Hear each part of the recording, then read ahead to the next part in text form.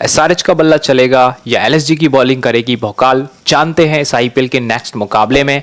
SRH versus LSG dream 11, SRH versus LSG dream 11 prediction dream 11 team में आपका स्वागत है। इस वीडियो में हम बात करने वाले हैं आईपीएल 2025 के नेक्स्ट इलेक्ट्रीफाइंग मुकाबले की। एसआरएच वर्सेस एलएसजी के बीच ये मुकाबला है और खेला जाएगा one of the best grounds of IPL यानी Rajiv Gandhi international cricket stadium Hyderabad में। आपको पता है हैदराबाद की पिच एकदम फ्लैट पिच होती है और बल्लेबाज वहां पे जो है एकदम रन्स बनाते हैं, ऐसे रन्स बनाते हैं कि एसआरएच की टीम तो अब एक स्टैंडर्ड सेट कर लिया है कि हैदराबाद में खेलेंगे 230 प्लस बनाएंगे, हर बार बनाएंगे। तो ये होगा यहाँ पे। तो क्या एलएसजी की टीम ऐसा कर सकती है या एसआरएच ही कर पाएगी 230 प्लस का स्कोर? आगे जानते हैं वीडियो में कौन कौन से बल्लेबाज इंपॉर्टेंट है, कौन कौन से नहीं, वो सब वीडियो में आपको पता लग जाएगा।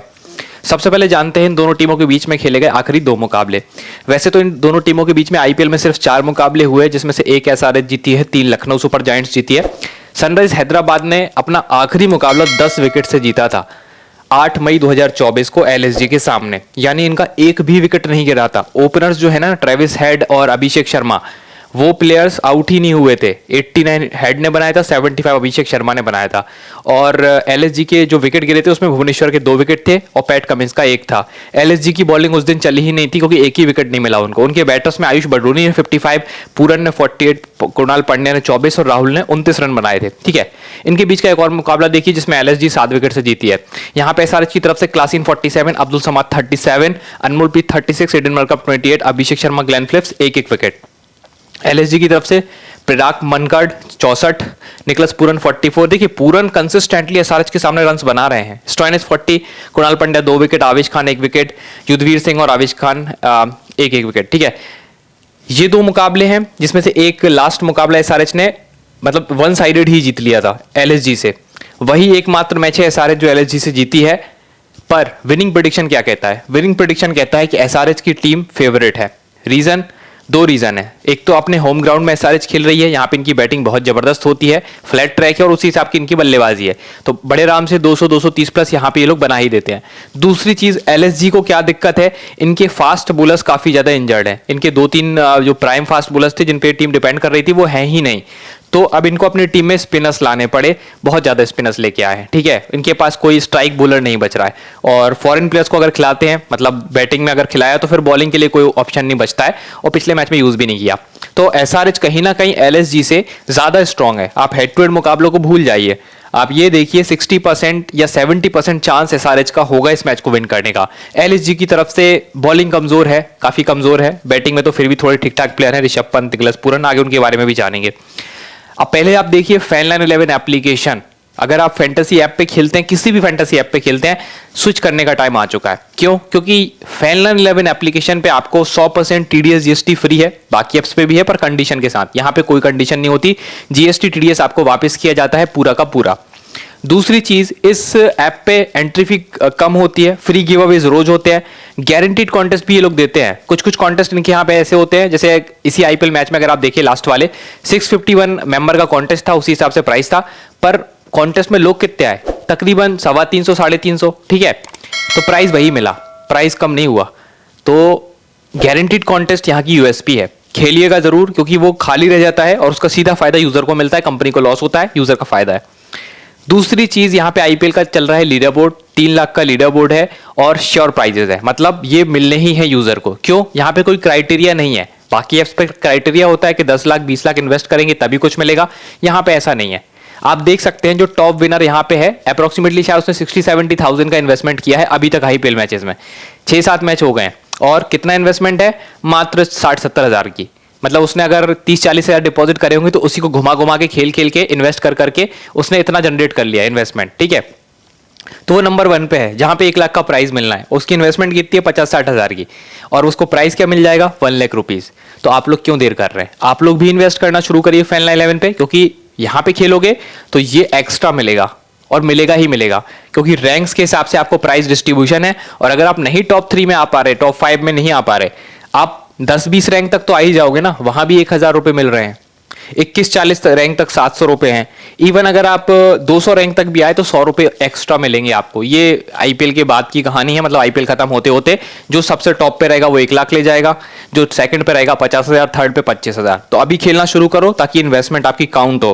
और बड़े बड़े मैचेस तो छोड़ो, छोटे मैचेस में भी इन्वेस्टमेंट करो, वो ज्यादा अच्छे होते खेलने के लिए। आईपीएल में ऐप को डाउनलोड कर लो, फायदे में रहोगे। एफएक्स कोड लगा देना, नीचे कमेंट सेक्शन में लिंक है इस एप्लीकेशन का। 50 रुपए का रियल कैश भी मिल रहा है, मतलब कुछ डिपॉजिट करने की जरूरत नहीं है छोटे यूजर्स को। अगर आपके पास नहीं है इन्वेस्टमेंट तो क्या करो, ऐप को इंस्टॉल कर लो, ठीक है। इंस्टॉल किया, मोबाइल ईमेल वेरीफाई किया, 5 रुपए मिल जाएंगे। जैसे आपने आधार वेरीफाई करे 10 रुपए मिल जाएंगे, पैन वेरीफाई पे फिर 10 रुपए मिल जाएंगे, और बैंक वेरिफिकेशन पे 25 रुपए मिल जाएंगे। तो ऐसे कर करके आपके डिपॉजिट वॉलेट में आ जाएंगे 50 रुपए रियल कैश। तो जल्दी करो, डाउनलोड करो, एफएक्स कोड लगाओ, 50 रुपए का रियल कैश लेके जाओ, उसी से खेलो, उसी को विड्रॉ करो। यहाँ पे 8% का एक्स्ट्रा रियल कैश ऑफर भी चल रहा है। कोड लगाना है मार्च कोड को 8 बार इस्तेमाल आप कर सकते हैं। और जब भी आप 299 से 10,000 का डिपॉजिट करेंगे इस एप्लीकेशन पे, कोड लगा देना मार्च, आपको 8% का एक्स्ट्रा रियल कैश मिलेगा, वो भी डिपॉजिट में। 100% यूज करो, ठीक है। तो डिपॉजिट ऑफर भी अच्छे हैं, जीएसटी भी नहीं है, टीडीएस भी नहीं है, और लीडर बोर्ड भी काफी अच्छा है। तो बढ़िया एप्लीकेशन है स्विच करने के लिए। वेन्यू स्टेट्स की बात करते हैं। राजीव गांधी इंटरनेशनल स्टेडियम हैदराबाद, इस पिच को तो कौन नहीं जानता। 79 मैचेस अभी तक खेले जा चुके हैं, 37 बैटिंग फर्स्ट, 42 बैटिंग सेकंड ने जीते हैं। एवरेज इनिंग स्कोर 165 है, पर पिछले एक साल में हमने देखा है कि अब वो एवरेज जो है वो काफी हद तक बढ़ चुका है, क्योंकि अब यहाँ पे पिचेस जो है एकदम फ्लैट बनाई जा रही हैं, जहां पे बड़े इजीली 200 प्लस तो बन ही जाता है। तो एवरेज स्कोरिंग आप यहाँ की मेरे हिसाब से मानो 200, ठीक है। हाईएस्ट 286 है, लोएस्ट स्कोर 80 का है, ठीक है। वेन्यू के बारे में इतना ही है, क्योंकि फ्लैट ट्रैक है, यहाँ पे बॉलर्स को ज्यादा एडवांटेज रहता नहीं है, किसी भी टाइप के बॉलर को नहीं। स्पिनर्स को तो बिल्कुल ही नहीं होता है, फास्ट बॉलर्स को चलो फिर भी मिल जाता है, पर स्पिनर्स को बिल्कुल नहीं मिलता। और दूसरी चीज, बल्लेबाज वही डोमिनेट करता है। पिछले 2 मुकाबले देखो, एसआरएच ने लास्ट मैच में 286 बना दिया, आरआर भी 242 तक पहुंच गई थी चेस करते करते। मतलब नॉर्मल अगर ग्राउंड होता तो बनता शायद 200, और चेज होते होते 180 तक टीम हार जाती। पर यहां पे क्या होता है, 286 भी बनता है, 242 भी बनता है। रन्स तो बहुत है, बॉलर्स के लिए ज्यादा कुछ नहीं है। पिछले मैच में आपने देखा, और उसके पहले वाले मैच में भी देखिए, यहां पे एसआरएच ने चेस कर लिया था 214 का स्कोर। तो 200 का स्कोर, 210 का स्कोर चेजेबल है इस ग्राउंड पे, बहुत ज्यादा स्कोर नहीं होता। अगर कोई टीम 200 के नीचे बनाती है तो वो तो डेफिनेटली हार जाएगी हैदराबाद में। 200 के ऊपर तो बनाना मस्ट हैव है। और विनिंग टोटल 230 के आसपास का यहाँ पे आप मान के चलो पिछले एक साल में। Total wickets taken by last 2 matches, ठीक है। लास्ट 2 मुकाबलों में टोटल विकेट्स किसने लिए, कितने लिए? फास्ट बॉलर्स यानी पेसर्स ने 17 विकेट लिए, स्पिनर्स यानी फिरकी गेंदबाजों ने 5 विकेट लिए। तो स्पिनर्स को विकेट नहीं मिल रहे हैं, फास्ट बॉलर्स को मिल रहे हैं, रन्स बहुत ज्यादा बन रहे हैं। Total head to head record देखिए इस ग्राउंड पे, तो एलएसजी एसआरएच के बीच में एक ही मुकाबला हुआ है, मतलब 2 मैचेस हुए इस ग्राउंड पे, एक एसआरएच ने जीता है, एक एलएसजी ने जीता है। एसआरएच ने यहाँ पे टोटल 58 मैचेस खेल लिए हैं, 37 जीते हैं, 21 हारे हैं, ठीक है। और एलएसजी की टीम ने 2 ही मुकाबले खेले हैं, जिसमें से एक जीते एक हारे हैं। इसके बाद आगे चलते हैं, ये वेन्यू रिकॉर्ड खत्म हो जाता है। अब बात करते हैं प्लेइंग 11 की। ये बहुत ध्यान से देखना, ये सेक्शन सबसे ज्यादा इंपॉर्टेंट होता है, क्योंकि इसमें मैं आपको हर एक चीज बता देता हूं कि कौन सा प्लेयर लेना है, किसको नहीं लेना है, इस मैच में क्या होगा। Travis head left handed batter हैं, ठीक है। पावर प्ले के डिस्ट्रक्टिव बैटर हैं। पावर प्ले में आप कह सकते हैं कि ये प्लेयर सबसे अच्छा खेलता है, ठीक है। इसको पावर प्ले में एकदम लिबर्टी रहती है, और ये फास्ट बॉलिंग को तो वैसे भी अच्छा खेलता है। शुरुआत में फास्ट बॉलर्स ही होते हैं। हालांकि एक चीज है कि एलएसजी की टीम में स्पिनर्स ज्यादा हैं, तो हो सकता है एक आध स्पिनर शुरुआत में इंट्रोड्यूस कर दे टीम एलएसजी। रीजन क्या होगा, ट्रेविस हेड का विकेट लेने की कोशिश करेंगे, ठीक है। पर फिर भी हेड इंपॉर्टेंट है, इवन सीवीसी के एक अच्छे दावेदार हैं। कैप्टनसी वाइस कैप्टनसी इनको देना चाहिए आपको, ट्रेविस हेड को, खास करके हैदराबाद के जब मैचेस होते हैं, हैदराबाद में मैचेस होते हैं। अभिषेक शर्मा इनके साथ ओपन करेंगे, ठीक है। ये भी ठीक ठाक खेल लेते हैं, ये स्पिन के ज्यादा बेटर प्लेयर हैं, पेस को उतना नहीं खेल पाते। एक्सप्रेस पेस यानी कि ज्यादा तेज बॉलें जब आती हैं तब अभिषेक शर्मा अपना जल्दी विकेट खो सकते हैं।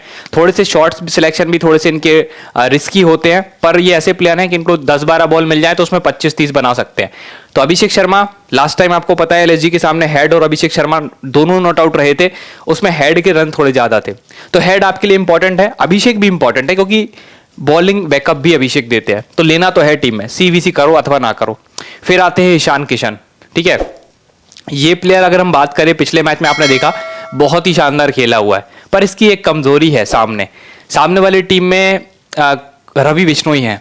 रवि बिश्नोई के सामने ईशान किशन का बैटल जो है वो अच्छा नहीं है। तो जब भी ईशान किशन बैटिंग करने आएंगे ना, टीम एलएसजी की नजर होगी ईशान किशन पे, और वो इस्तेमाल करेंगे रवि बिश्नोई का। अच्छा, उस टीम में एक स्पिनर और अच्छा आया है, पिछले मैच में आपने देखा था, काफी इकोनॉमिकल वो स्पिनर है, उसके बारे में आगे बताऊंगा, वो भी ईशान किशन के सामने यूज कर सकते हैं। तो ईशान को थोड़ा सा ना ऑफ साइड की स्पिन बॉलों पे ना दिक्कत होती है, ठीक है, थोड़ा जो बॉडी से दूर रहती है। इंपॉर्टेंट है ईशान किशन बैटिंग विकेट पे, पर इनकी कमजोरी मैंने आपको बता दी, स्पिन आएगी, अच्छी बेहतरीन स्पिन आएगी तो ईशान अपना विकेट दे सकते हैं। फिर आते हैं नीतीश रेड्डी, नंबर 4 की बैटिंग पोजीशन है, इस प्लेयर को आप ले सकते हैं, मीडियम पेसर भी है, हालांकि बॉलिंग के चांसेस बहुत कम है, ना के बराबर, क्योंकि बॉलिंग में इनको ज्यादा विकेट वगैरह मिलते नहीं है, उतने इफेक्टिव होते नहीं है, पार्ट टाइम गेंदबाजी है। बल्लेबाजी अच्छी कर लेते, पिछले साल काफी अच्छा खेले थे, शुरुआती मैच भी ठीक ठाक रहा है, उम्मीद करेंगे कि अच्छा खेले, इस मैच में भी बैटिंग विकेट पे आपको नीतीश रेड्डी को कवर करना चाहिए। फिर आते हैं हेनरिच क्लासेन, स्पिन के दोनों लाइनअप अगर आप देखें, दोनों टीमों की बल्लेबाजी देख लेना तो स्पिन के सबसे अच्छे प्लेयर हेनरिच क्लासेन है, ठीक है, और वाइड बॉल क्रिकेट के भी बेहतरीन प्लेयर हैं, पेस भी खेल लेते हैं, स्पिन भी खेलते हैं, स्पिन ज्यादा बेटर खेलते हैं, स्पिन में इनके पास शॉट बहुत ज्यादा है, ठीक है। तो इनके सामने एलएसजी जो स्पिन हैवी टीम है ना, उसकी आप कह सकते हैं कि हालत खराब कर सकते हैं, क्योंकि उनके पास ज्यादा स्पिनर, आप देखो टीम के पास कितने स्पिनर, अभी मैं आपको आगे लाइनअप दिखाऊंगा ना एलएसजी का, तो स्पिनर भरे पड़े, तो उनके सामने हेनरिच क्लासेन जो है ना, और ये मिड ऑर्डर में भी बैटिंग करने आते हैं, तो ये स्पिनर्स को तोड़ के रख देंगे हेनरिच क्लासेन। ये एक स्पेशल ऑप्शन है ग्रैंड लीग में कैप्टनसी वाइस कैप्टनसी की, इस मैच के लिए खास करके, ठीक है। फिर आते हैं अभिनव मनोहर, इन तक बैटिंग आते आते काफी लेट हो जाता है, हो सकता है लेट बैटिंग आए, और उतने अच्छे फॉर्म में भी अभिनव मनोहर अभी है नहीं, तो इनको आप छोड़ ही देना। अनिकेत वर्मा एक अच्छे एंकर प्लेयर है, मतलब इनिंग्स को बिल्ड करने की कोशिश करते हैं, बट आईपीएल में अभी प्रूव नहीं कर पाए, प्रूवन प्लेयर नहीं है, तो ग्रैंड लीग्स में भी रिस्की पिक होंगे, आप इनको छोड़ सकते हैं क्योंकि ऊपर बहुत बल्लेबाजी है। पैट कमिंस, इस टीम के one of the best bowler, express गेंदबाज, तेज गति से करने वाले बॉलर, बाउंस प्रोड्यूस करने वाले बॉलर, और सबसे बड़ी बात है कि ये प्लेयर पावर प्लेज में भी आएगा, डेथ्स में भी आएगा, पावर प्ले में भी बॉलिंग करेगा। पावर प्ले में पैट कमिंस के साथ कौन बॉलिंग करता है? मोहम्मद शमी, ये दोनों बॉलर जो हैं पावर प्ले में गेंदबाजी करेंगे। हर्षल का मेन रोल होता है डेथ ओवर्स में, ठीक है, कटर्स का प्रयोग करते हैं, स्लोअर वंस का प्रयोग करते हैं हर्षल पटेल, और विकेट टेकिंग गेंदबाजी करते हैं, आप ऐसा कह सकते हैं। जब भी ये आते हैं लास्ट डेथ ओवर्स में, तो सामने जो भी जोड़ी जमी होगी उसको आराम से तोड़ देंगे। पैट कमिंस के साथ दिक्कत ये होती है कि शुरुआत में विकेट नहीं मिलता है इनको, पावर प्ले में इनके स्टैट जो है वो बहुत अच्छे नहीं होते। शमी के स्टैट फिर भी पावर प्ले में थोड़े से ठीक है, but PAT Cummins least wicket taking bowler होते हैं पावर प्लेज में, वो डेथ में विकेट टेकिंग होते हैं। शमी डेथ में बॉलिंग कर नहीं रहे हैं, अगर पिछले मैच में करी होती तो हम इन पे थोड़ा सा और भरोसा जता पाते, पर ये तो कभी कभी ना डेथ ओवर्स में प्रेशर कंडीशन में ना काफी पिटाई भी खा जाते हैं मोहम्मद शामी, तो इनके साथ ये समस्या है। सीम बॉलिंग करते हैं, बढ़िया बॉलिंग करते हैं, फर्स्ट बॉलिंग में कवर कर सकते हैं, सेकंड बॉलिंग में शमी को छोड़ा जा सकता है, पर हर्षल पटेल फर्स्ट बॉलिंग हो सेकंड बॉलिंग हो दोनों में आपको लेना चाहिए। एडम जंपा, सामने वाली टीम के कुछ प्लेयर्स को ये बहुत ज्यादा परेशान करने वाले हैं, मैं आपको आगे प्लेयर बैटल में ही बताने वाला हूं, जिसमें एक प्लेयर होंगे ऋषभ पंत को थोड़ा परेशान ये कर सकते हैं, पर जनरली ये राइट हैंडेड बैट्समैन के सामने ज्यादा अच्छा परफॉर्म करते हैं, और आपको पता है ऋषभ पंत लेफ्टी बैट्समैन है, निकलस पूरन लेफ्टी बैट्समैन है, तो जंपा के सामने उनको ज्यादा दिक्कत होनी नहीं चाहिए मेरे हिसाब से। तो एडम जंपा थोड़े से इस मैच में मुझे लगता है इनइफेक्टिव हो सकते हैं, पर इनके पास एक अपॉर्चुनिटी होती है डेथ बॉलिंग की। आपने देखा पिछले मैच में हर्षल ने डेथ में बॉलिंग करी थी, पैट ने डेथ में बॉलिंग करी थी, और जंपा के भी 2 ओवर जो आखिरी थे वो 15वां या 17वां ओवर ऐसे कुछ करे थे, तो जंपा वहां डेथ में बॉलिंग कर जाते तो फायदा होता है। तो बैट्समैन हिटिंग करने जाता है और विकेट दे देता है, बढ़िया लेग स्पिन बॉलर है एडम जंपा, ट्राई कर सकते हैं टीम में। सिमरजीत सिंह, पिछले मैच में आपने देखा टीम ने सिमरजीत और मोहम्मद शमी से पावर प्ले में गेंदबाजी करी, जबकि करना पैट कमिंस को मेरे हिसाब से चाहिए था, ठीक है। पिछले मैच में क्या हुआ वो सुन लो, पिछले मैच में सिमरजीत और शमी पावर प्ले में आए थे गेंदबाजी करने, और डेथ में हर्षल और पैट कमिंस का इस्तेमाल हुआ था, डेथ ओवर्स में हर्षल और पैट कमिंस आए थे, पर मेरे हिसाब से होना ये चाहिए कि डेथ तो यही होगा पैट कमिंस और हर्षल का, पर पावर प्ले में एक आधा ओवर पैट कमिंस से करवाना चाहिए, सिमरजीत से बेटर ऑप्शन हो सकते हैं, ठीक है। ये हो गई बात टीम हैदराबाद की, ऑन पेपर काफी तगड़ी टीम है। अब एक बार इनके स्टैट्स भी देख लीजिए। सबसे पहले बात करेंगे ट्रेविस हेड की। ट्रेविस हेड फेवरेट प्लेयर है इस ग्राउंड पे हमेशा, ठीक है, 50+ तो आप इनसे उम्मीद कर ही सकते हैं इस ग्राउंड पे। लेफ्टी बैट्समैन है, पावर प्ले की सबसे डिस्ट्रक्टिव बैटर। आखिरी 4 मैच अगर आप इनके देखें ना, तो उसमें भी देखिए 67, 9, 77, 56, मतलब 350+ के स्कोर लगा रखे हैं। बैटिंग एवरेज 31.3 है, पर रीसेंट फॉर्म बहुत ज्यादा तगड़ी है। लास्ट टाइम इसी एलएसजी के सामने 89 नॉट आउट थे, और इस ग्राउंड पे अगर आप इनके रिकॉर्ड देखें तो बहुत अच्छे हैं, 67, 0, 89, 58, एक मैच खराब हुआ बस, 48 की एवरेज है, जो कि बहुत अच्छी कह सकते हैं इस ग्राउंड के हिसाब से। अभिषेक शर्मा, इनकी रीसेंट फॉर्म अगर आप देखें तो बहुत जल्दबाजी कर रहे हैं। 24, 2, 12, 3 छोटे छोटे स्कोर्स हैं, एवरेज 27 तक पहुंच गया है। मतलब हैं तो बड़े प्लेयर पर कंसिस्टेंट नहीं है। ट्रेविस हेड एक कंसिस्टेंट प्लेयर है। कंसिस्टेंट मतलब 5-6 मैच खेलेंगे तो उसमें से आपको 90% मैचेस में 10 में से 8 मैचेस में परफॉर्म करके देंगे ट्रेविस हेड, जबकि अभिषेक शर्मा 10 मैच खेलेंगे तो आपको शायद 4 या 5 मैच में परफॉर्म करके दें। तो क्रेडिबिलिटी ट्रेविस हेड की ज्यादा है। अभिषेक भी इंपॉर्टेंट है बट क्रेडिबिलिटी कम है। अगेंस्ट एलएसजी रिकॉर्ड देखें तो लास्ट टाइम अभिषेक ने 75 बनाए थे, उसके पहले 7 और 13 का स्कोर बनाया, टोटल 47 की एवरेज है। और वेन्यू पे अगर आप रिकॉर्ड देखें तो लास्ट टाइम 24 था, उसके पहले 66, 75, 12 है, एवरेज 26 है, पर प्लेयर बहुत अच्छे हैं। ईशान किशन लास्ट मैच में शतक बनाया, उसके पहले रिकॉर्ड देखे तो 14, 40, 9 के स्टैट्स हैं। एवरेज इनका 29 का होता है टी20 में। एलएसजी के सामने 14, 32, 15, 59 का स्कोर है, एवरेज 23.5 है। और ये कम स्कोर्स रहने की वजह है, आप सोच रहे होंगे इतने कम स्कोर्स कैसे हैं ईशान किशन की टीम के सामने। रवि बिश्नोई के सामने अपना विकेट फेंक चुके हैं 3 बार ईशान किशन, तो वो इस बार भी परेशान करेंगे ईशान किशन को। आप ये मत सोचना पिछले मैच में 100 बनाया मैं तो कैप्टन कर दूंगा। सामने बॉलर देखो, ईशान किशन फंसते हैं रवि बिश्नोई के सामने, तो वो चीज आपको पता होनी चाहिए। इस ग्राउंड पे रिकॉर्ड अच्छा है ईशान किशन का, 106, 34, 38, 23, बैटिंग एवरेज 45.4 की है। तो अगर रिस्पेक्ट से खेल गए ना, स्पिनर्स को थोड़ा सा ध्यान से खेल गए ईशान किशन तो लंबा जाएंगे इस ग्राउंड पे। पर अगर जल्दबाजी कर गए तो अपना विकेट भी दे सकते हैं। तो 2 कंडीशन है, ईशान किशन को केयरफुली खेलना होगा स्पिनर्स को, अगर रैकलेस शॉट खेलेंगे तो आउट हो जाएंगे। नीतीश रेड्डी की बात करें, 30, 13, 5, 9, एवरेज 33.3 का है। बॉलिंग रिकॉर्ड देखिए खराब चलते हैं इनके, मतलब बॉलिंग तो करते विकेट नहीं मिलते इनको। एलएसजी के सामने फर्स्ट टाइम बैटिंग करेंगे इस ग्राउंड पे, रिकॉर्ड इनका भी काफी अच्छा है, बैटिंग एवरेज 56.7 की है। हेनरिच क्लासेन 34, 76, 13, 66, बैटिंग एवरेज 35.6 है।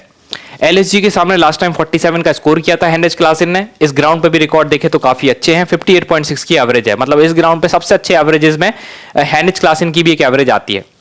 फिर आते हैं अभिनव मनोहर, यहां से इनका बैटिंग लाइनअप थोड़ा सा कमजोर हो गया है। अभिनव मनोहर फॉर्म में नहीं है, अनिकेत वर्मा फॉर्म में नहीं है। अपोजिशन टीम के सामने रिकॉर्ड और वेन्यू रिकॉर्ड भी देखे तो ये प्लेयर जो है कमजोर बना रहे हैं टीम को। ऊपर के 4 प्लेयर बहुत इंपॉर्टेंट हैं, 5 सॉरी, उसके बाद 2 प्लेयर बहुत कमजोर है। फिर पैट कमिंस का बैटिंग बैकअप होगा और बॉलिंग भी करते हैं, हालांकि बहुत विकेट टेकिंग नेचर के प्लेयर पैट कमिंस नहीं है। फर्स्ट बॉलिंग हो तो ले सकते हैं, पर सेकंड बॉलिंग केस में उतने इंपॉर्टेंट नहीं होते। स्ट्राइक रेट 21.8 की है, पर क्योंकि 4 ओवर पूरे डालते हैं तो उसको आप टीम में ले सकते हैं, क्योंकि डेथ्स में भी आएगा ना तो इंपॉर्टेंट तो है बंदा, पर ये हर 21-22 बॉल में 1 विकेट लेता है, ठीक है। एलएसजी के सामने लास्ट टाइम 1 विकेट लिया था और ग्राउंड पे रिकॉर्ड देखे तो 26.7 की स्ट्राइक रेट है। पिछले 4 मैच में इसके पास टोटल 4 विकेट है इस ग्राउंड पे, जो कि बहुत ज्यादा नहीं है। तो आप समझ सकते हैं इस ग्राउंड पे बॉलर्स नहीं चलते। हर्षल पटेल ये इंपॉर्टेंट रहेंगे, ये सबसे विकेट टेकिंग नेचर के प्लेयर है इस ग्राउंड पे। पिछले 4 मैच में अपनी टीम के लिए टोटल कितने विकेट ले चुका है ये बंदा? 9 विकेट, जबकि पैट कमिंस ने सिर्फ 3 विकेट लिए। शमी के पास सिर्फ 4 विकेट है पिछले 4 मैच में, जंपा के पास टोटल 6 विकेटें हैं और सिमरजीत के पास लगभग 6 विकेटें, ठीक है। तो यहाँ पे भी देखेंगे तो हर्षल पटेल जो है वो सबसे ज्यादा विकेट लेके गया है पिछले 4 मैच में। स्ट्राइक रेट भी सबसे अच्छा किसका है? यहाँ पे सिमरजीत का स्ट्राइक रेट बहुत अच्छा है, 15.7 की स्ट्राइक रेट है। बॉलिंग कम करते हैं पर विकेट टेकिंग गेंदबाजी करते हैं। वैसे ही हर्षल पटेल का 16 का स्ट्राइक रेट है, हर 16 बॉल में हर्षल 1 विकेट लेते हैं। और वैसे ही 16.9 का जंपा का स्ट्राइक रेट है, यानी हर 17 बॉल के आसपास इनको 1 विकेट मिल जाता है। और शमी को हर 19 बॉल के आसपास 1 विकेट मिलता है। Least wicket taking PAT Cummins दिख रहे हैं अपने कैरियर के हिसाब से, मैं बता रहा हूं सबके कैरियर स्टैट्स है। अब एलएसजी के सामने कौन विकेट टेकिंग नेचर का प्लेयर है? वो है मोहम्मद शामी, 16.8 की स्ट्राइक रेट है, मतलब हर 16-17 गेंद में 1 विकेट ले जाते हैं। वहीं हर्षल 21.8 का स्ट्राइक रेट कैरी करते हैं और 24 का स्ट्राइक रेट मोहम्मद शामी का है। और सिमरजीत जंपा पहली बार खेलेंगे एलएसजी के सामने। इस ग्राउंड पर अगर आप रिकॉर्ड देखें तो 9 का स्ट्राइक रेट है सिमरजीत का, लास्ट टाइम 2 विकेट लेके गए थे। 16 का स्ट्राइक रेट है जंपा का, हर 16 बॉल में 1 विकेट ग्राउंड पे ले जाते हैं। शमी का 18 का स्ट्राइक रेट है, पर सैंपल साइज कम है। अगर आप देखो जंपा और सिमरजीत का सैंपल साइज बहुत कम है। जब इस ग्राउंड पे कम से कम प्लेयर 10-12 मैच खेल जाए ना, तब आपको पता लगता है उसका असली पोटेंशियल क्या है। 1-2 मैच में तो आपको पता है कभी भी विकेट ले लिए कभी भी नहीं लिए, उससे फर्क नहीं पड़ता। तो ये हो गई बात एसआरएच की टीम की। एक बार इनके प्लेयर बैटल भी देख लो, मैं आपको इस पे ज्यादा फोकस करवाऊंगा। अभिषेक शर्मा की कमजोरी थोड़ी सी पेस बॉलिंग है, फास्ट बॉलिंग है। शार्दुल इनको 2 बार एक्सपोज कर चुके हैं। शार्दुल ठाकुर 14 गेंदों में 16 रन देके 2 बार विकेट अभिषेक शर्मा का ले चुके हैं। ईशान किशन की मैं बात कर रहा था, बिश्नोई की 36 गेंदों पे सिर्फ 33 रन है ईशान किशन के। पिछले मैच में शतक बनाया था, 4 बार विकेट है, सॉरी 3 बार नहीं 4 बार विकेट है। तो चारों बार विकेट बिश्नोई ने ली है और इसीलिए ईशान किशन का रिकॉर्ड एलएसजी के सामने अच्छा नहीं दिखता है। ठीक है, तो प्लेयर तो बहुत अच्छे हैं, पर बहुतों का दिल तोड़ेंगे ईशान किशन अगर बिश्नोई की बॉलिंग को ठीक से नहीं खेला। 4 बार विकेट लिया है, हो सकता है इस बार फिर ले ले। सरफराज अहमद भी एक बार इनका विकेट ले चुके हैं। इसके बाद हेनरिच क्लासन का 2 बार विकेट शार्दुल ने निकाला है। हेनरिच क्लासन की एक कमजोरी है बाउंसर्स, शॉर्ट पिच बॉल जो होती है ना बाउंसर्स, उनके सामने हेनरिच क्लासन फंसते हैं। तो अगर इनके सामने बाउंसर पे बाउंसर डाली जाए ना हेनरिच क्लासन के सामने, तो हेनरिच क्लासन अपना विकेट दे सकते हैं, पर वो बहुत अच्छे प्लेयर है तो वो उतना माइंड नहीं होगा। अभिषेक के सामने शार्दुल का इस्तेमाल होगा, क्लासन के सामने कर सकते हो क्योंकि क्लासन स्पिन को तो बहुत अच्छा खेलते हैं, तो कोई फास्ट बॉलर तो लाना पड़ेगा क्लासन के सामने जब क्लासन बैटिंग करेंगे। ये सब चीजें मैच में होंगी, मैं आपको पहले से बता जरूर रहा हूँ, ये सब चीजें मैच में घटने वाली है। तो आप अगर वीडियो को ध्यान से देखेंगे ना तो आप मैच को वैसे ही प्रेडिक्ट कर लेंगे क्या क्या हो सकता है, क्योंकि हमें दिन भर लग जाता है वीडियो बनाने में, ठीक है, स्टैट्स प्रिपेयर करने में 24-24 घंटे लग जाते हैं, तब जाके ये पूरा कंटेंट आपको दे पाते हैं, और हमारा एक्सपीरियंस भी है तो उस बेसिस पे। अब देखिए एलएसजी की टीम की बात करते हैं। बोलर्स तो कह सकते हैं यार बहुत पेस डिपार्टमेंट बहुत वीक लग रहा है, क्योंकि पेस डिपार्टमेंट में एक शार्दुल ही हैं, थोड़े से क्रेडिबल प्लेयर हैं, पर ये भी बहुत अनइकोनॉमिकल रहते हैं, विकेट टेकर तो रहते हैं पर इकोनॉमी खराब रहती है। ओपनर से शुरुआत करते हैं, एडन मरक्रम आएंगे मिशेल मार्श के साथ, ये इनका ओपनिंग प्लेयर है, काफी अच्छा है। मिश मार्श काफी अच्छे प्लेयर हैं, फास्ट बॉलिंग स्पिन दोनों अच्छी खेल लेते हैं। मरक्रम जनरली स्पिन ज़्यादा अच्छी खेलते हैं, आपने देखा होगा मरक्रम जो है वो मोस्टली साउथ अफ्रीका के लिए मिड ऑर्डर में इनको बैटिंग करने देते हैं, क्योंकि तब तक स्पिन आ जाती है और स्पिन को मरक्रम अच्छा खेलते हैं। पर शुरुआत में फास्ट बॉलर्स हैं, फास्ट बॉलर्स के सामने हो सकता है मरक्रम, पिछले बार मैच में भी आपने देखा विकेट गंवा सकते हैं मरक्रम पावर प्लेज में, पर एक बड़े प्लेयर हैं, बॉलिंग का बैकअप देते हैं, तो हमें टीम में तो लेना पड़ेगा मरक्रम को। पर दिक्कत है ओपनिंग पोजीशन इनके लिए बहुत अच्छी नहीं होती, अगर ये 3-4 पे कहीं बैटिंग करते ना तो ये ज्यादा अच्छा परफॉर्म कर पाते मेरे हिसाब से। ओपनिंग पेयर ये है। नंबर 3 पे ऋषभ पंत आएंगे। ऋषभ पंत एक लेफ्टी बल्लेबाज हैं, एडम जंपा के सामने थोड़े से स्टैट जरूर इनके खराब दिखे हैं, पर एडम जंपा लेफ्टी बैट्समैन के सामने बहुत इफेक्टिव होते नहीं है, तो मुझे लगता है एडम जंपा की ऋषभ पंत और निकोलस पूरन खूब पिटाई कर सकते हैं इस मैच में। तो दोनों ही लेफ्टी बल्लेबाज है और दोनों जो है जंपा को एक्सपोज करेंगे इस मैच में, दोनों बढ़िया खेल सकते हैं। ये विकेट कीपिंग बैकअप भी देंगे Rishabh Pant, captaincy vice captaincy के एक अच्छे ऑप्शन ऋषभ पंत रहेंगे। पूरन भी इवन अच्छे प्लेयर है, आप इनको भी टीम में ले सकते हैं। पूरन स्पिन को बढ़िया खेलते हैं, पेस को बढ़िया खेलते हैं, ऋषभ पंत भी ठीक ही खेल लेते हैं, कभी कभार थोड़े से शॉट खराब होते हैं ऋषभ पंत के, बट मोस्टली अच्छे मैचेस होते हैं उनके।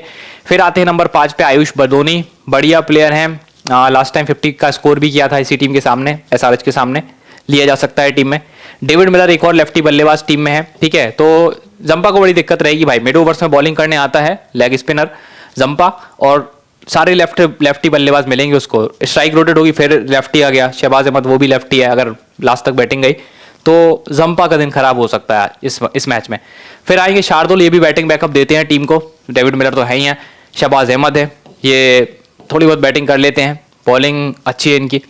रवि बिश्नोई ये होंगे ट्रम्प कार्ड पे इस मैच में, स्पिन कैटेगरी में अगर आप देखें तो रवि बिश्नोई ईशान किशन को परेशान करने वाले प्लेयर हैं। ये ट्रेविस हेड के सामने भी एक आधा ओवर शायद डाल दें, क्योंकि ट्रेविस हेड स्पिन के सामने थोड़े से वीक पड़ते हैं। शुरुआत में अगर एक आध ओवर इनसे करवा ले टीम, या दिग्वेश राठी से करवा ले, पिछले मैच में राठी बहुत अच्छा खेले आपने देखा, ये भी लेग ब्रेक बॉलर हैं, ये भी लेग ब्रेक बॉलर है, और इकोनॉमी दिग्वेश की ज्यादा बेटर थी पिछले मैच में, आपने देखा था वो चीज को, है ना। तो ये विकेट टेकर है, ये भी विकेट टेकर है, इनको थोड़ा सा एक्सपीरियंस अच्छा मिल गया आईपीएल का, इनको भी मिलना बाकी है। Prince Yadav fast bowler, secondary option है टीम के, क्योंकि इनके मेन ऑप्शंस जो थे वो सब इंजर्ड है। और Manimaran Siddharth left arm orthodox bowler है। अब अगर बात करें इस टीम की पावर प्ले और डेथ बॉलिंग की, तो आप समझ ही नहीं सकते क्या करने वाले हैं। पिछले मैच में हमने देखा शार्दुल का इस्तेमाल टीम ने शुरुआत में ही कर लिया था, और शुरुआत में ही शार्दुल ने 1-2 विकेट भी ले लिए थे, तो फिर से शायद टीम इनका शुरुआत में इस्तेमाल करेगी, पर मेरे हिसाब से इनका इस्तेमाल डेथ में भी होना चाहिए, क्योंकि एक डेथ बॉलर की कमी नजर आती है बॉलिंग में, और डेथ के आसपास रवि बिश्नोई का भी इस्तेमाल किया जाता है, मैं आपको बता दूं। इवन शहबाज अहमद का पिछले मैच में डेथ में इस्तेमाल किया गया था, पर कुछ कह नहीं सकते आप, क्योंकि प्रॉपर डेथ बॉलर टीम के पास अभी है नहीं। एक बस शार्दुल को छोड़ देना तो कोई इनमें से कोई डेथ बॉलर नहीं है, भले ही टीम इस्तेमाल कर रही है, पिछले मैच में कुछ किया, इस मैच में कुछ करेंगे, तो मैं श्योरिटी के साथ नहीं कह सकता। मैं ये कह सकता हूं कि रवि बिश्नोई का एक आधा ओवर आप डेथ के आसपास देख लेंगे, शार्दुल का एक आधा ओवर आप डेथ के आसपास देखेंगे, बाकी ये मिक्स करके चलेंगे पूरी बॉलिंग को, ठीक है। तो ये टीम थोड़ी सी बॉलिंग एंड से वीक नजर आ रही है। अब इनके भी आप स्टैट देख लीजिए, एक बार स्टैट इनके मैं दिखा देता हूं आपको। मरक्रम से शुरुआत करते हैं, मरक्रम टी20 में कैसा परफॉर्म कर रहे हैं, बॉलिंग में कैसा कर रहे हैं, सब कुछ देख लेते हैं। तो मरक्रम से शुरुआत करते हैं। एडन मरक्रम आखिरी 4 मैच कैसे गए हैं? आखिरी 4 मैच में एक 50+ का स्कोर है, बाकी सारे स्कोर खराब है, बैटिंग एवरेज 30 है, स्पिन के अच्छे प्लेयर है, पर शुरुआत में पावर प्लेज में आपको पता है फास्ट बॉलर्स आते हैं और ये एक्स्ट्रा पेस के सामने फंसते हैं, इनकी कमजोरी है। एसआरएच के सामने लास्ट टाइम 27 रन थे एडन मरकम के। ग्राउंड पे रिकॉर्ड देखे तो बैटिंग रिकॉर्ड ठीक है, 35 का एवरेज है, ले सकते हैं टीम में। मिश मार्श पिछले मैच में 72 का स्कोर किया, बैटिंग एवरेज जनरल इनकी 32.3 की होती है, पार्ट टाइम गेंदबाजी भी कर लेते हैं। एसआरएच के सामने स्टैट देखे तो 23 का एवरेज है, पिछले मैच में 63 बनाया था लास्ट टाइम जब खेले थे और 4 विकेट भी निकाले थे। और इस ग्राउंड पे रिकॉर्ड देखे तो आखिरी तीनों मैच में परफॉर्मेंस अच्छा नहीं आया मिश मार्श का, बट जिस टाइप की फॉर्म है मुझे लगता है बल्लेबाजी से अच्छा कर पाएंगे। बॉलिंग इस ग्राउंड पे करी है इन्होंने मिश मार्श ने, अगर बैटिंग भी कर देना तो बहुत अच्छे ऑप्शन है कैप्टनसी वाइस कैप्टनसी के। इस ग्राउंड पे तो इनको लेना बनता है, मरकम को भी लेना बनता है, पर मरकम से ज्यादा बेटर परफॉर्मेंस आपको मिश मार्श करके दे सकते हैं। फिर आते हैं Rishabh Pant, wicket keeper player है, विकेट कीपिंग से भी आपको पॉइंट देंगे और टॉप ऑर्डर का भी एडवांटेज है। आखिरी मैच में 0 पे आउट हो गए, वही है कभी कभी रेकलेस शॉट खेल जाते, खराब शॉट खेल जाते, फिर बाद में उनको रियलाइज होता है। बैटिंग एवरेज 34.9 की है आईपीएल T20s में, जो कि काफी अच्छी है। आईपीएल T20s में अगर कोई बंदा 34-35 का एवरेज रखता है तो वो एक अच्छा एवरेज माना जाता है। एसआरएच के सामने ये अच्छा खेलते हैं, 44.7 की एवरेज है और पिछले 4 मैच में आप देखो मोस्ट ऑफ द मैच में 35 प्लस का स्कोर करा हुआ है और इस ग्राउंड पे एवरेज 26 की है, पर मुझे उम्मीद इस ग्राउंड पे ऋषभ पंत से अच्छी होगी। इस मैच में मुझे लगता है ऋषभ पंत वापसी करेंगे, बड़ा स्कोर बनाएंगे। निकलस पूरन आखिरी 3-4 मैच अगर आप इनके देखें ना तो ये भी बहुत अच्छा खेल रहे हैं, बैटिंग एवरेज 32 का होता है और आईपीएल जैसे टूर्नामेंट्स में हाईएस्ट स्ट्राइक रेट से खेलने वाले प्लेयर निकलस पूरन होते हैं। मतलब टॉप 3-4 अगर आप प्लेयर्स ढूंढे ना आईपीएल में, टॉप 5 प्लेयर की आप लिस्ट बनाइए हाईएस्ट स्ट्राइक रेट से खेलने वाले, तो उसमें पूरन जरूर होंगे। एसआरएच के सामने परफॉर्मेंस ठीक ठाक है, पिछले 2 मैच जो खेले हैं लास्ट के उसमें दोनों में 40 प्लस का स्कोर है, 61 की एवरेज चलती है इनकी एसआरएच के सामने, मतलब इजीली विकेट नहीं देते एसआरएच के बॉलर्स को। और इस ग्राउंड पे 113 की एवरेज है, 48, 44, 21, सिर्फ एक ही बार आउट हुए हैं, बाकी 2 बार नॉट आउट रहे हैं निकलस पूरन इस ग्राउंड पे। आयुष बडोनी का रिकॉर्ड देखे पिछले 4 मैच में तो बहुत अच्छा नहीं है, बैटिंग एवरेज 28 के आसपास है, लास्ट टाइम एसआरएच के सामने 55 का स्कोर किया था और इसी ग्राउंड पे वो इनका 55 का स्कोर आया था, नॉट आउट थे। डेविड मिलर आखिरी 3-4 मैचेस देखे मिलर के तो 34 की एवरेज है टोटल तो कैरियर की, और मैचेस बहुत अच्छे नहीं मिल पाते क्योंकि एक तो बैटिंग लेट आती है इनकी, हालांकि बैटिंग विकेट है, अगर बैटिंग जल्दी आ गई तो मिलर भी अच्छा कर सकते हैं। लास्ट टाइम इस एसआरएच के सामने 44 का स्कोर था, बट टोटल एवरेज 27 का होता है। ग्राउंड पे 46 का एवरेज है, बट पिछले 3 मैच से इनका बड़ा स्कोर नहीं आ पा रहा है, एक बार 80 रन का स्कोर किया था। शार्दुल ठाकुर, अब हम इनके बॉलर्स को एक बार देखते हैं। पिछले 4 मैच में शार्दुल के पास टोटल 5 विकेट हैं T20s आईपीएल सब मिला के। शहबाज अहमद के पास कितने हैं? सिर्फ 2 विकेट, ठीक है। फिर यहाँ पे आ जाइए, रवि बिश्नोई के पास 5 विकेट हैं, पिछले 3-4-5 मैचेस में दिग्वेश राठी ने भी 5 विकेट ले लिए हैं 3 मैच में। प्रिंस यादव के पास पिछले 3 मैच में 3 विकेट हैं, एम सिद्धार्थ के पास 4 विकेट है पिछले 4 मैच में। तो कोई ऐसा बॉलर नहीं है जो 8, 9, 10 विकेट ले रहा हो, जैसे सामने वाली टीम में आपने देखा था हर्षल पटेल, सिमरजीत, ये लोग काफी विकेट लेके गए थे पिछले 4-4 मैच में, पर यहाँ पे आप देखिए कहानी 5 पे आई खत्म हो जाती है। तो बॉलिंग वीक है इनकी। स्ट्राइक रेट भी अगर आप इनके बॉलर्स के देखें ना तो काफी ज्यादा मिलेंगे, किसी का 19.6 है, किसी का 25.6 है, मतलब 25 बॉलों में 1 विकेट ले रहा है, तो फिर कैसा बॉलर है वो। इवन रवि बिश्नोई भी 20-21 बॉल में 1 विकेट ले पाते हैं। दिग्वेश राठी ने 13 का स्ट्राइक रेट मेंटेन करा हुआ है, पर सैंपल साइज कम है। प्रिंस यादव का 22 का स्ट्राइक रेट है, 21-22 का स्ट्राइक रेट एम सिद्धार्थ। मतलब ऐसे बॉलर हैं कि 1-1 विकेट ले जाएंगे और बहुत कम इनमें से बॉलर होंगे जो 2 ले पाएंगे, शायद 3 विकेट तो इनमें से कोई बॉलर ले ही नहीं पाएगा, ये ऐसे बॉलर है। एसआरएच के सामने अगर आप इनकी परफॉर्मेंस देखें तो 17 का स्ट्राइक रेट बिश्नोई का है, जो कि बहुत अच्छा है, और शहबाज अहमद का भी 16.5 का स्ट्राइक रेट है, जो कि अच्छा है। शार्दुल का रिकॉर्ड बहुत अच्छा नहीं है, 23 का स्ट्राइक रेट है। इस ग्राउंड पे रिकॉर्ड देखें तो वो कोई किसी बॉलर का ज्यादा अच्छा नहीं है, बस शार्दुल का अच्छा है, ठीक है। तो शार्दुल को चाहो तो टीम में ले सकते हो, पिछले मैच में फुल बॉलिंग तो नहीं करी, पर अगर डेथ में करें तो इंपॉर्टेंट हो जाएंगे। अब बात करते हैं कुछ प्लेयर बैटल्स की, जैसे कि एडन मरकम का मोहम्मद शमी ने 1 बार विकेट लिया है, और आपको पता है फास्ट बॉलर से एडन मरकम को दिक्कत होती भी है। मिशेल मार्च, इनका 2 बार विकेट एडम जंपा ने लिया है, तो एडम जंपा जो है वो काफी इफेक्टिव होते हैं मिश मार्च के सामने। शमी ने 1 बार और हर्षल पटेल ने 1 बार विकेट लिया है। ऋषभ पंत का 2 बार विकेट जंपा ने लिया है, पर मुझे लगता है इस मैच में ऋषभ पंत जंपा पे भारी पड़ेंगे। शमी ने 1 बार विकेट लिया है ऋषभ पंत का। हर्षल ने 29 गेंदों में 2 बार, बट हर्षल की बहुत पिटाई करी है ऋषभ ने। पैट कमिंस की 30 बॉलों पे 1 बार अपना विकेट दिया है ऋषभ ने, और नीतीश रेड्डी की 7 बॉलों में 1 बार अपना विकेट फेंका है। निकलस पूरन का देखिए, 31 गेंदों में 2 बार विकेट ली है जंपा ने, बट 31 गेंदों पे 47 रन भी बनाए हैं जंपा की बॉलों पे निकलस पूरन ने। शमी ने 7 गेंदों में इनका 1 बार विकेट लिया है, तो ये स्टैट बहुत इंपॉर्टेंट है, एक बार ध्यान से देख लीजिए। अब बात करते हैं शहबाज अहमद की, इनका 1 बार विकेट शमी ने लिया है, और डेविड मिलर का 1 बार विकेट जंपा ने लिया है, बट जंपा की अच्छी पिटाई करी है, 25 गेंदों में 36 रन है जंपा के सामने मिलर के।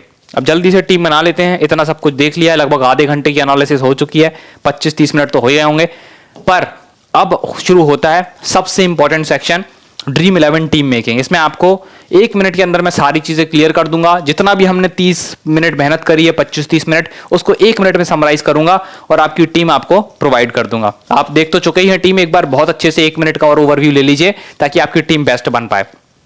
तो शुरू करते हैं, SRH versus LSG dream 11 prediction, dream 11 team making. ठीक है, कैप्टेंसी का बेस्ट ऑप्शन, कैप्टेंसी के बेस्ट ऑप्शन आपके लिए इस मैच में ट्रेविस हेड होंगे। सबसे अच्छा स्ट्राइक रेट है, सबसे अच्छा एवरेज है इस ग्राउंड पे, और पावर प्ले की सबसे डिस्ट्रक्टिव प्लेयर है। वीसी की ऑप्शन ऋषभ पंत होंगे क्योंकि एक लेफ्ट हैंडेड बल्लेबाज हैं, अच्छा खेलते हैं, विकेट कीपिंग का बैकअप भी देते हैं, जंपा के सामने इफेक्टिव भी होते हैं लेफ्टी बल्लेबाज, तो ये इंपॉर्टेंट होंगे। इवन निकलस पूरन भी वीसी के एक अच्छे ऑप्शन आपके लिए हो सकते हैं क्योंकि पूरन भी इस ग्राउंड पे बहुत अच्छा रिकॉर्ड होल्ड करते हैं। हेनरिच क्लासन स्पिन के सबसे अच्छे प्लेयर हैं और मुझे लगता है सामने वाली टीम के जो भी स्पिनर्स होंगे उनकी धुनाधुन पिटाई करेंगे हेनरिच क्लासन, क्योंकि स्पिनर भरे पड़े हैं एलएसजी की टीम में। ईशान किशन को थोड़ी सी दिक्कत होगी, किससे? 4 विकेट लेने वाले रवि बिश्नोई से। रवि बिश्नोई जब खेले हैं ईशान किशन का विकेट निकाला है, और रवि बिश्नोई वो एक प्लेयर है जो ईशान किशन का हर बार विकेट लेते हैं। 4 बार विकेट अब तक ले चुके हैं, हो सकता है इस मैच में भी विकेट ले सके, और पिछले मैच में 100 बनाया था। सबके फेवरेट दिख रहे हैं ईशान किशन, पर ध्यान रखिए रवि बिश्नोई आपकी आशाओं पर पानी फेर सकते हैं। मिसमार्च आपको लेने ही चाहिए। मरकरम, इनको थोड़ी समस्या शुरुआत में फास्ट बॉलर से होती है, खास करके मोहम्मद शामी से, तो देख लीजिएगा। मरकरम शुरुआत में बैटिंग तो करेंगे, स्पिन के अच्छे प्लेयर हैं बट पेस को अच्छा नहीं खेल पाते। अभिषेक शर्मा स्पिन के अच्छे प्लेयर हैं, ये भी पेस को अच्छा नहीं खेल पाते। नीतीश रेड्डी एक एवरेज बल्लेबाज है। पैट कमिंस एक अच्छे डेथ बॉलर, और एक हर्षल पटेल एक अच्छे डेथ बॉलर। आप चाहो तो रवि बिश्नोई को भी टीम में शामिल कर सकते हो, या मोहम्मद शमी भी आपकी टीम में एक अच्छे ऑप्शन हो सकते हैं। तो ये मेरी अभी ड्रीम 11 की टीम है जो मैंने आपके लिए बनाई है और जो मुझे लगता है वर्क कर सकती है। अब हम वीडियो को करते हैं समाप्त। सारी चीजें हमने क्लियर कर ली, सब कुछ मैंने आपको बता दिया। कोई भी अपडेट होगा इस टीम में तो टेलीग्राम पे दे दूंगा, कमेंट सेक्शन में लिंक है। वीडियो को आपको बस अब करना है लाइक। आप किस टीम को सपोर्ट कर रहे हैं कमेंट सेक्शन में जरूर बताना। तो अगर आपने इतना वीडियो देखा है तो प्लीज आप किसको सपोर्ट कर रहे हैं, आपको क्या लगता है कौन सी टीम जीतेगी, आपको नीचे कमेंट सेक्शन में बताना चाहिए। अगर जीतेगी तो फिर मैं आपके कमेंट पे आपको अप्रिशिएट करूंगा। गाइज मिलते हैं अब नेक्स्ट वीडियो में, चैनल को सब्सक्राइब कर लीजिएगा। तब तक के लिए बाय बाय।